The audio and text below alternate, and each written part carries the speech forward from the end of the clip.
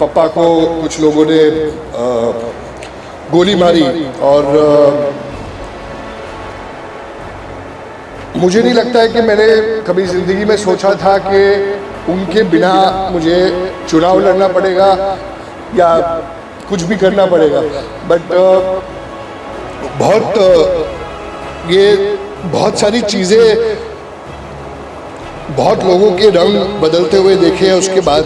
जैसे मैंने कहा कि उसके बाद भी कठिन समय में भी बहुत लोग आए थे, बहुत लोगों ने बहुत वादे किए और इस कठिन समय में भी बहुत लोगों ने इसका फ़ायदा उठाने की कोशिश की। और इस कठिन समय में अजीत दादा ने मुझ पर विश्वास किया।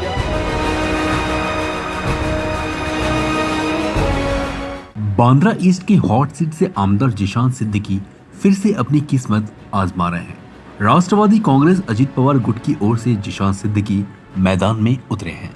जहां पिछली बार कांग्रेस के टिकट पर जिशान सिद्दीकी ने बाजी मारी थी, इस बार वह महायुति के गठबंधन यानी राष्ट्रवादी कांग्रेस पार्टी अजीत पवार की ओर से टिकट लेकर लड़ रहे हैं। एक तरफ उद्धव बाला साहब ठाकरे के उम्मीदवार श्री वरुण सरदेसाई जी, जो महाविकास आघाड़ी के उम्मीदवार हैं, उनसे उनका सीधा सामना है। यह सीट इसलिए भी खास है क्योंकि हाल ही में जिशान सिद्दीकी के पिताजी बाबा सिद्दीकी की उनकी हत्या हुई है और वो उसके बाद उन्होंने राष्ट्रवादी अजीत पवार की पार्टी ज्वाइन कर ली है।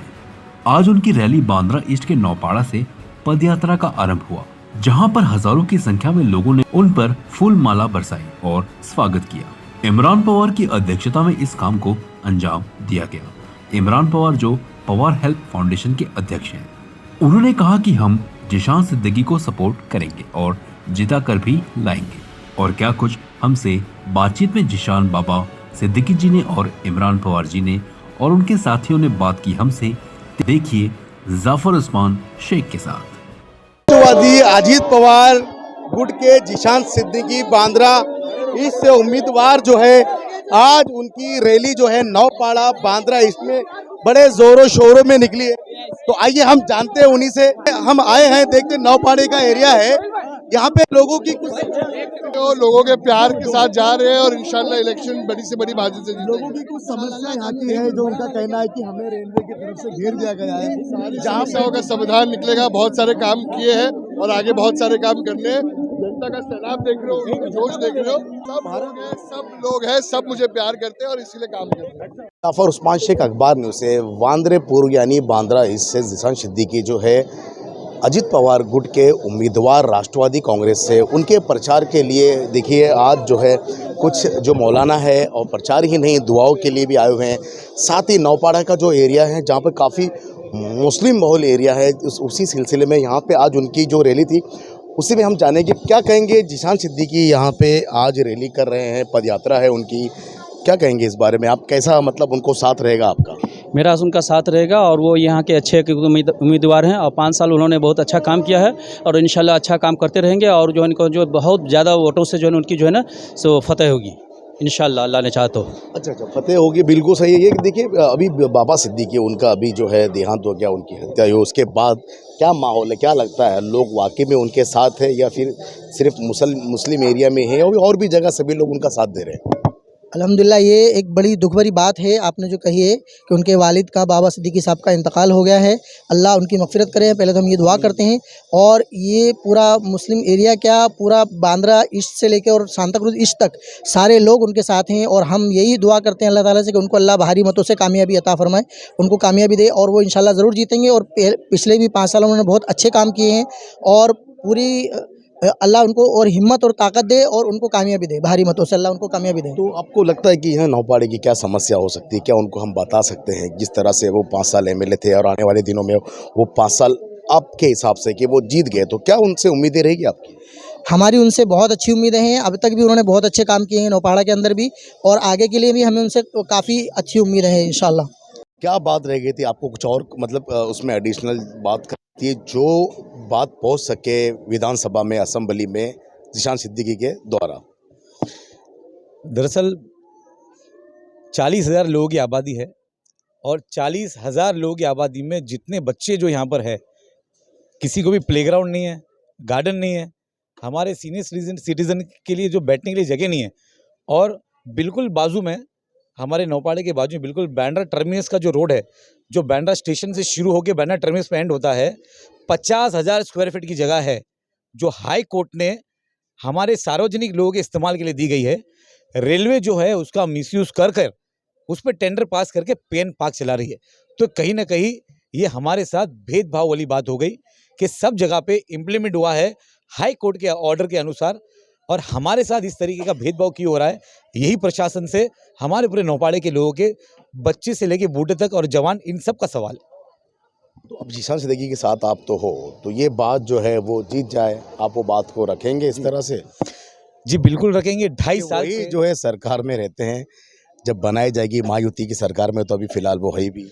जी बिल्कुल, 2.5 साल से इसी विषय पे मैं मेहनत कर रहा हूँ। मैं, मेरे पूरे दोस्त जितने लोग खड़े, मेरी टीम, मेरा पूरा मोहल्ला इस काम को लेके मेरे साथ में है कि बहुत अच्छा काम हो रहा है।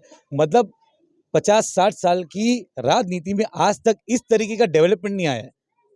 जो अगर ये काम हो जाएगा कोर्ट के, मैं मेरे पूरे मोहल्ले की तरफ से बॉम्बे हाई कोर्ट का बहुत बहुत शुक्र अदा करता हूँ कि इस तरीके का ऑर्डर उन्होंने पास किया, ताकि जितने यूथ और बच्चे और सीनियर सिटीजन हैं उनको वहाँ पर जो है उनको एक अच्छा एडवेंचर मिलेगा। गार्डन बनेगा तो अच्छा एडवेंचर मिलेगा। बच्चे यहाँ पर क्या ट्रैक में रेलवे ट्रैक में खेलने नहीं जाएंगे। जब हमारे यहाँ के माँ बाप बच्चे उनको बोलते हैं कि बाहर जाके खेलने के लिए आओ, तो यहाँ पे चारों तरफ से रेलवे ने हम लोग को कैदी बना के रखा है, चारों तरफ से घेर के रखा है। ये लड़ाई हमारी क्या ऑर्डर क्या है, बता सकते हैं दर्शकों को? ऑर्डर बॉम्बे हाई कोर्ट का ऑर्डर ये है कि बॉम्बे हाई कोर्ट ने ये बेस पे ऑर्डर दिया कि इन केस ऑफ सैबोटेज का मतलब है तोड़फोड़। जब दंगा होता है तो वो लोग तोड़फोड़ करते हैं। और ब्रिज के नीचे जिस तरीके से इलीगल इतनी क्वांटिटी में जो गाड़ियां हैं, अगर दंगाइयों ने अगर वो गाड़ियां जलाई, तोड़फोड़ की, तो उससे आग लग सकती है। आग लगने के बाद जो है ब्रिज को बहुत बड़ा नुकसान हो सकता है। उस बेस पे बॉम्बे हाई कोर्ट ने ऑर्डर दिया है कि पूरे मुंबई में जितने भी जो फ्लाईओवर है उसके नीचे जितने पेन पार्क और जितने भी इलीगल व्यवसाय हो रहे हैं उनको वहां से हटाकर उन पे एक्शन लेकर वहां पे ब्यूटिफिकेशन का काम किया जाए। ये ऑर्डर है बॉम्बे हाई कोर्ट का, जो 2015 में जो है ये ऑर्डर हुआ है। आज 10 साल हो गए, पूरे मुंबई में इसका काम हुआ है। हमारे बांद्रा ईस्ट में ही इसका काम नहीं हुआ, जो टर्मिनस रोड पे है। हमारे साथ ही भेदभाव हो रहा है, बाकी सब जगह काम हो रहा है इसका। क्या आपने उसके लिए पत्र व्यवहार वगैरह किया है? जी बिल्कुल, मैंने यहाँ के जो वार्ड ऑफिसर है, एच ईस्ट के वार्ड ऑफिसर, उनको मैंने अपने लेटर हेड पे पवार हेल्थ फाउंडेशन के, जैसे कि मैं उसका अध्यक्ष हूँ मुंबई का, तो मैंने उसके लेटर हेड पे इनको दिया हूँ। यहाँ तक कि कोर्ट की ऑर्डर की कॉपी भी इनको दिया हूँ मैंने। और जैसे कि ट्रैफिक का विषय है, ट्रैफिक का सब्जेक्ट है, तो मैंने जॉइंट सीपी को अप्रोच किया हूँ, उनको लेटर दिया हूँ। उसके बाद मैंने वेस्टर्न जो हेडक्वार्टर वेस्टर्न रेलवे, उनको मेरा पत्र दिया हूँ। इनको सबको ये देने के बाद यहाँ पर एक अजीब सा खेल हो रहा है। खेल ये हो रहा है कि बीएमसी बोलती है कि रेलवे का ब्रिज है, रेलवे बोलती है ब्रिज जो है बीएमसी के अंडर आता है। राइटिंग में? ये राइटिंग में दिए, मेरे पास इसके एविडेंस है। पिछले 2.5 साल से मैंने एक कागज से शुरुआत किया था, आज इतने मोटे कागज की मेरे पास पेटी बन गई है। लेकिन फिर भी कोई सुनवाई नहीं। लेकिन इंशाल्लाह जरूर, मुझे अपने मुंबई के हाई कोर्ट के कानून पे पूरा विश्वास है। हम सभी लोगों को उसके ऊपर पूरा विश्वास है। मैं और मेरे पूरे दोस्त, मेरा पूरा मोहल्ला एक ताकत बनकर इंशाल्लाह ये कोर्ट का जो ऑर्डर हुआ है इसके ऊपर हम लोग जरूर, जो भी नेता जीत के आए उससे हम लोग इम्प्लीमेंट करा के लेंगे इंशाल्लाह। तो ये इमरान पवार जी का कहना है कि जो हाई कोर्ट का ऑर्डर है उसको इम्प्लीमेंट में हम लाएंगे। पिछले कई दिनों से जो है बीएमसी रेलवे के चक्कर काट रहे, लेकिन अब तक इम्प्लीमेंट नहीं हुआ है। जिस तरह से उन्हें कहा कि ब्रिज का ब्यूटिफिकेशन होना चाहिए, कई सारी बातें की, क्योंकि रेलवे ने जो हमें चारों तरफ से घेर रखा है। यहाँ पे 40 से 45 हज़ार की आबादी है, पिछले कई सालों से यहाँ पे रह रहे हैं, 60-70 साल हो चुके हैं, लेकिन अब तक उसकी सुनवाई नहीं। लेकिन अभी भी उम्मीद कर रहे हैं कि कुछ ना कुछ होगा। उम्मीद पे कहते हैं दुनिया कायम है। तो मैं हूँ जाफर उस्मान शेख, अखबार न्यूज़। पप्पा को कुछ लोगों ने गोली मारी, और मुझे नहीं लगता है कि मैंने कभी ज़िंदगी में सोचा था कि उनके बिना मुझे चुनाव लड़ना पड़ेगा या कुछ भी करना पड़ेगा। बट बहुत सारी चीज़ें, बहुत लोगों के रंग बदलते हुए देखे हैं। उसके बाद, जैसे मैंने कहा कि उसके बाद भी कठिन समय में भी बहुत लोग आए थे, बहुत लोगों ने बहुत वादे किए और इस कठिन समय में भी बहुत लोगों ने इसका फ़ायदा उठाने की कोशिश की और इस कठिन समय में अजीत दादा ने मुझ पर विश्वास किया।